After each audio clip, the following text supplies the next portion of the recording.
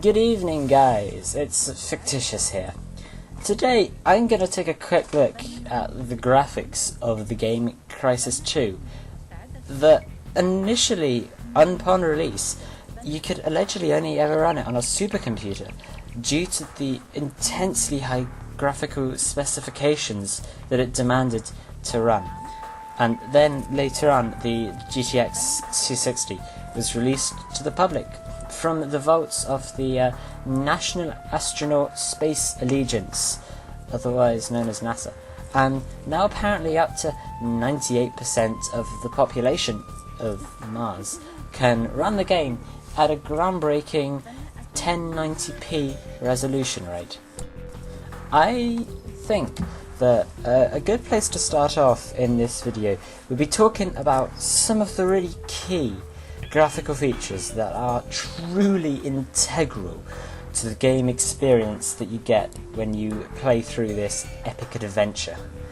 The tree leaves are incredibly defined, which to someone who has agricultural roots, I'm incredibly pleased that Electronic Arts saw it fit to include such detail in their plans. I commend them on that point. Also, the bushes are incredibly aesthetically pleasing. The green is very prominent, I find, on the leaves.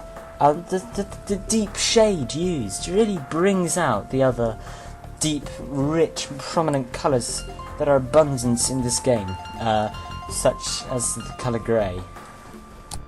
An aspect that I found when I played the game, one of the things I first ever noticed was just how good the skyscrapers in the background and the backdrop, how good they look. They are, it's on the level of a Rembrandt, just how good they are. They're truly wonderful.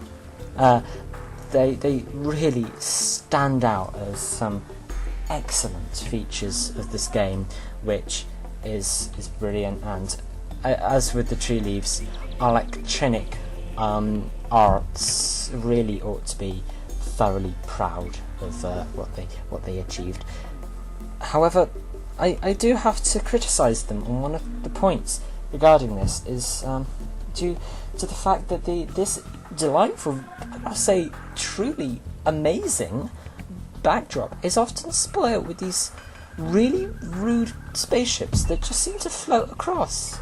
They don't actually have any purpose to the game, as far as I know. They just kind of float there. I'm not sure they add anything to the story. They just kind of hover, which it was a bit of a disappointment, really, especially because the spaceships are really poorly rendered and they just look like some blurs kind of sliding across the screen, a bit like what you'd get if you sat in a greenhouse and then watched a slug kind of slither up the window.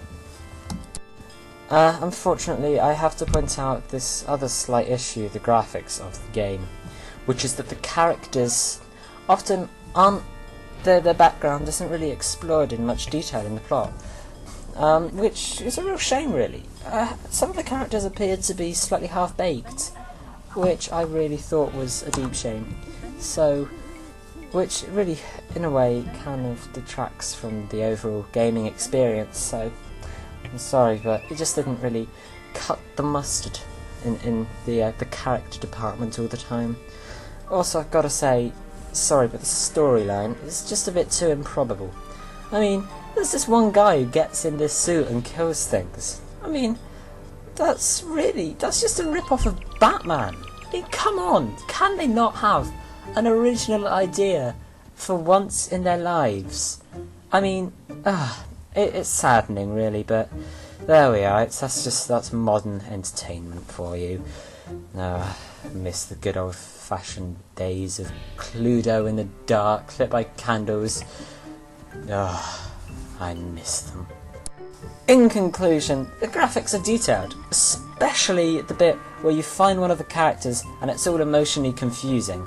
I have to say that bit was excellently written, and I commend the writers for that. That was great, and the trees look nice.